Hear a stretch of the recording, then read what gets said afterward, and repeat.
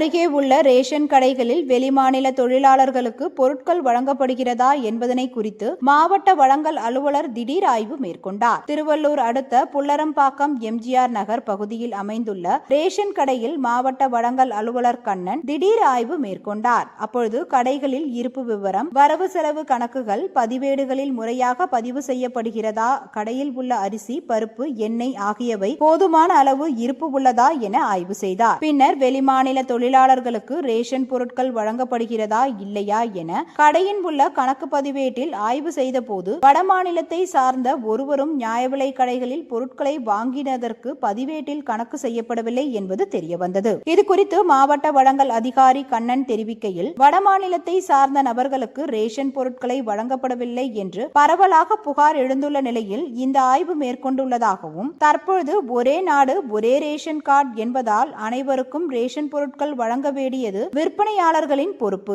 என்றும், வடமாநிலத்தை சார்ந்த நபர்களுக்கு ரேஷன் பொருட்களை வழங்க வேண்டும் என்றும் மாவட்டத்தில் உள்ள அனைத்து ரேஷன் கடை விற்பனையாளர்களுக்கு அறிவுறுத்தப்பட்டதாக அவர் தெரிவித்தார்.